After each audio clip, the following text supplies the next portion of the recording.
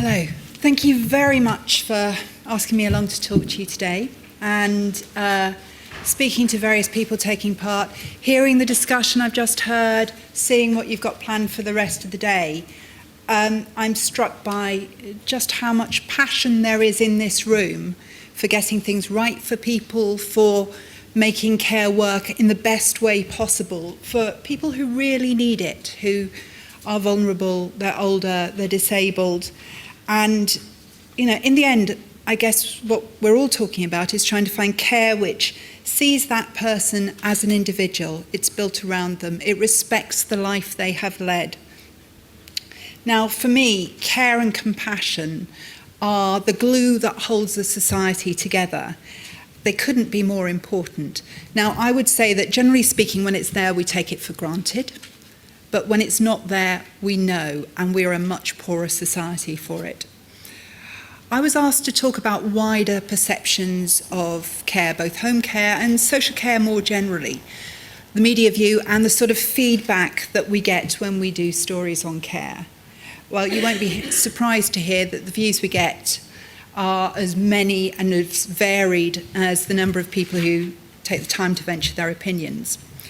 But I'm going to explain a little bit about the job I do, hopefully to give you an idea of what makes a story get on the news, and then the feedback we get. I have two main roles. I'm a correspondent for the main BBC national news, so predominantly the 6 and 10 o'clock news, also on radio, the Today programme, and increasingly online.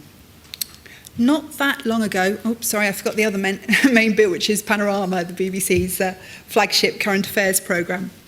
Not that long ago, I would have had to fight to get stories about care on air, and I used to, and frequently I would be knocked back.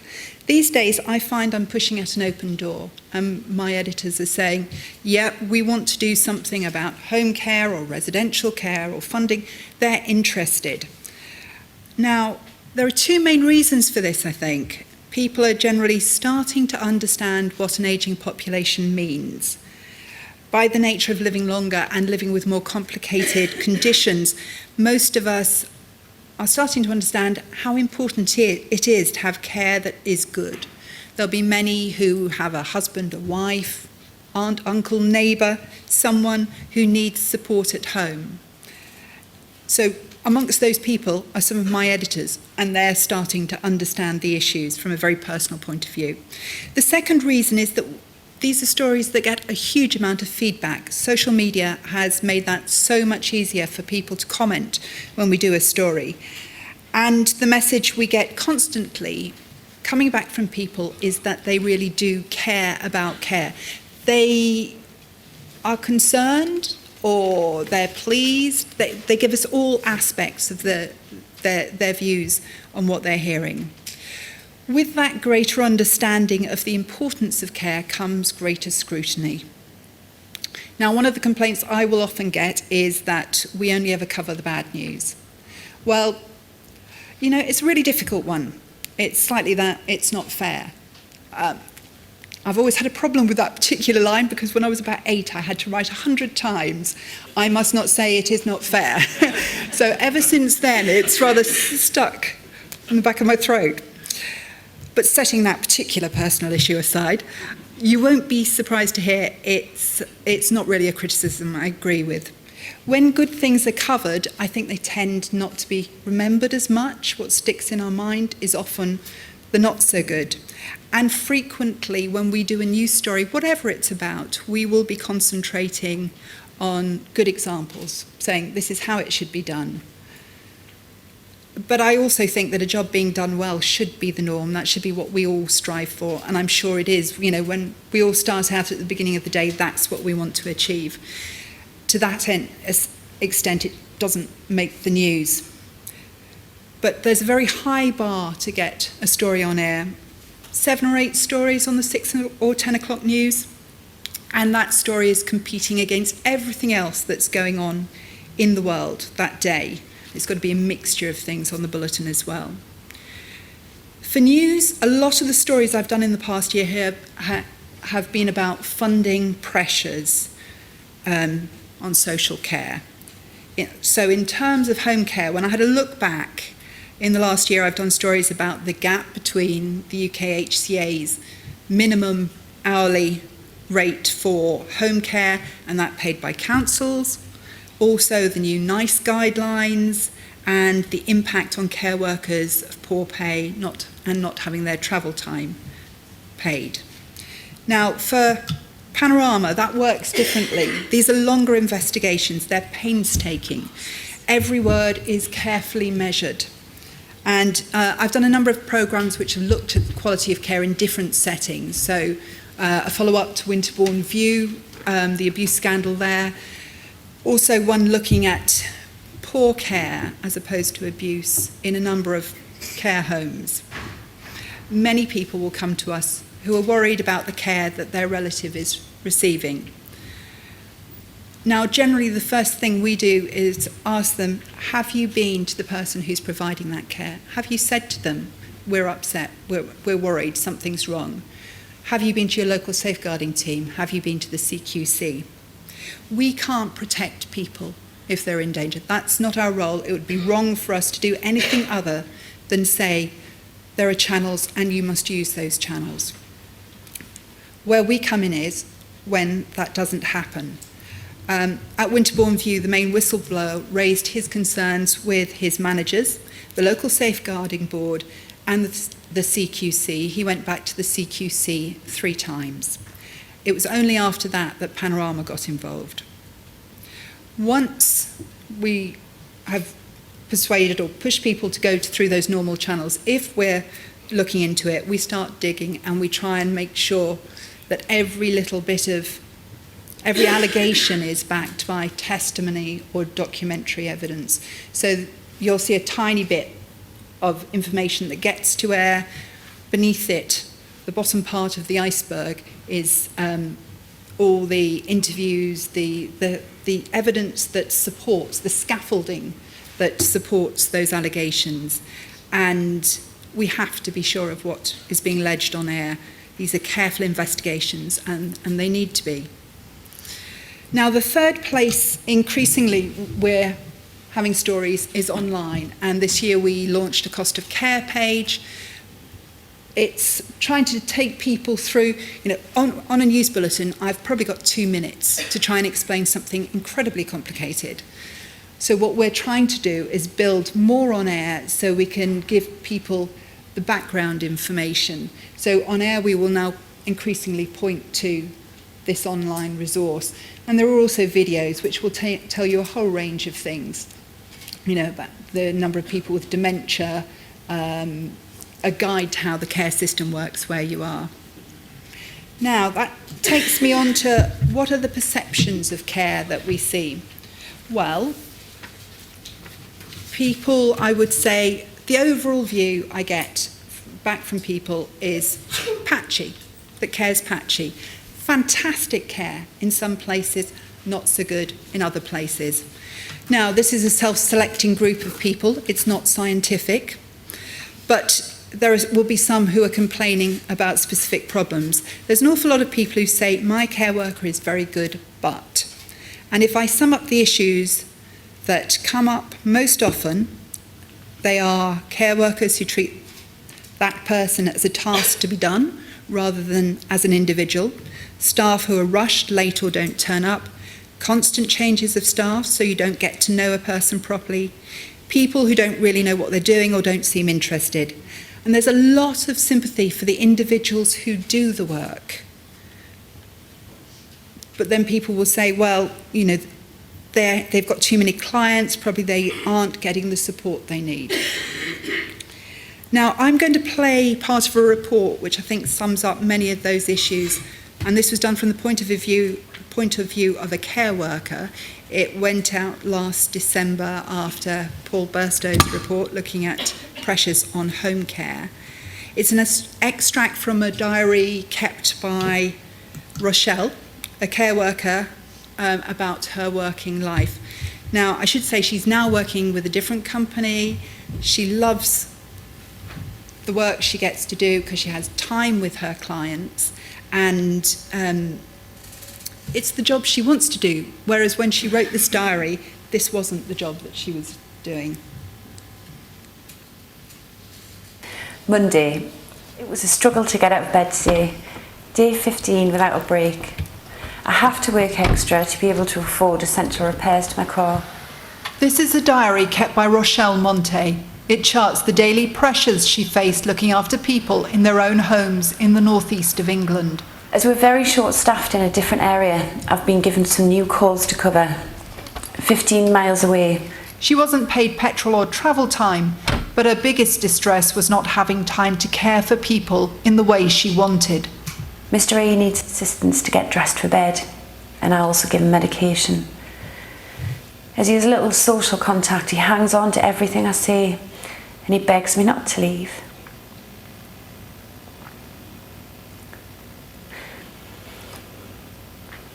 Sorry. I tidy around while we're chatting, basically making the floor safe to walk over. Social funding has been reduced and his services been cut. Miles travelled, 36. Unpaid travel time, 30 minutes. Unpaid work time, 1 hour and 40 minutes. Now, we all know the reasons behind the situation that Rochelle found herself in are complicated. She mentioned funding there. She was clearly rushing from person to person. I know it's complicated. There will be many people who haven't got that much knowledge of how social care works, who won't know how complicated it is. They won't know the pressures. But that's where you as a sector come in. If there's one thing I would like you to take away from hearing me talk today, it is that it's really important for you to speak up, for you to explain what is going on, to condemn poor practice when it's there, and just keep explaining these issues about funding and training. People are listening, they're starting to listen more, but there's a long way to go to get to the stage where people really start to understand and push for the changes that will allow all care to be the best possible care. Now, I think this has improved a bit in the last 12 months, but I do still find it very difficult. If we're looking for a care worker who's willing to speak to us, it's difficult to get a company to say, yes, you can come along and such and such will talk to you. Yet hearing from the person on the ground about doing the job, that is the best possible way of getting people to understand. And it also shows a care sector which is driving change, it's driving standards upwards, making sure the best standards are the norm. Now, the next report I'm going to play underlines why it's so important that standards are high. And it's been interesting hearing today about the difficulties recruiting people. In a sense, this next report, which is Gladys's story, it shows what happens if you recruit the wrong people. This case involves a residential home, but I think the lessons are broader. Gladys Wright was living in the home. She was in her late 70s. Her son put a camera into her bedroom, not because he was particularly worried about anything. He just wanted reassurance that his mum, who had dementia, was okay. And he was shocked by what he found. I just want to warn you that I certainly find, and I'm sure many of you will find, that the opening part of this quite distressing. It's a court report done by my colleague Duncan Kennedy. Gladys Wright was 79 and suffered from Alzheimer's.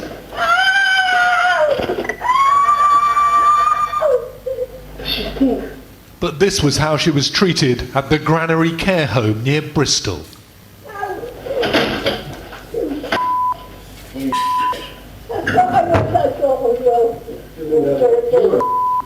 In pictures filmed secretly by her son, staff repeatedly abused her.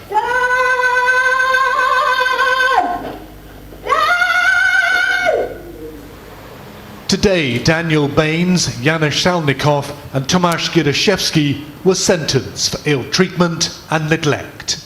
She was a lovely woman. Okay, shocking, upsetting. Imagine what it's like if you have dementia and that's happening in the place you regard as home. Imagine it if it is your home and there's no chance of a duty manager overhearing and walking in.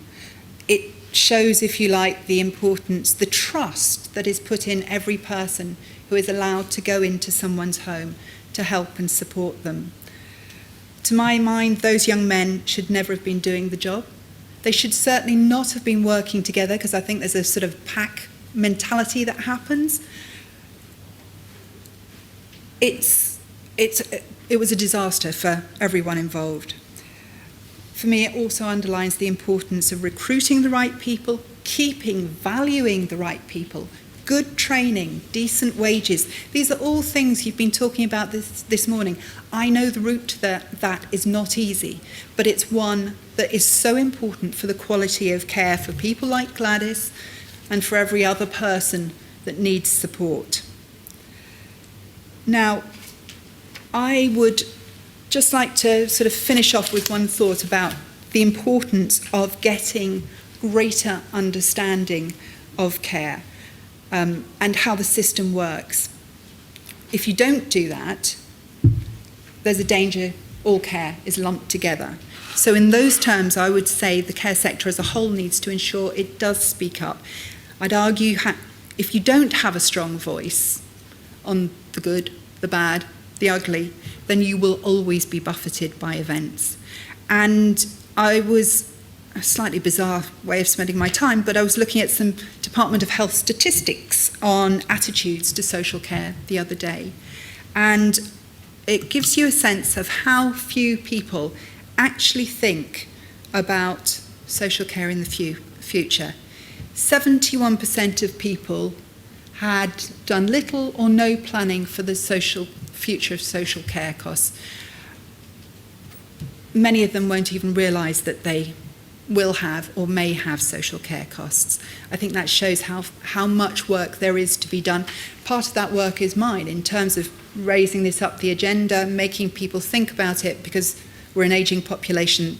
We all have a responsibility to think about what those pressures mean. I would ask you to also speak up, talk about the pressures you're facing, come forward when there is something that's not right. If you see standards that aren't good enough, as a sector, you need to be saying those standards aren't good enough. And I have spoken to quite a number of care home providers, people from all sectors, who will say, oh, well, we know that's happening down the road, but no, we don't want to talk about it. Well, I think you have to talk about it to get standards to the highest possible level. That's in everyone's interest. I would like to just finish by pointing you back to the cost of care page, because I'm hoping that this is something we can expand as a resource for all aspects of care. It's got the variety of videos on it. For instance, cocktails in care homes. There's a lovely interview with a young woman who's in her mid-20s who chose to be a care worker. She wasn't sure at first, but now she loves it. She's passionate about it. So, if you like, that's the good. And if you have ideas, I would also say, please tell us about them. Please let us know.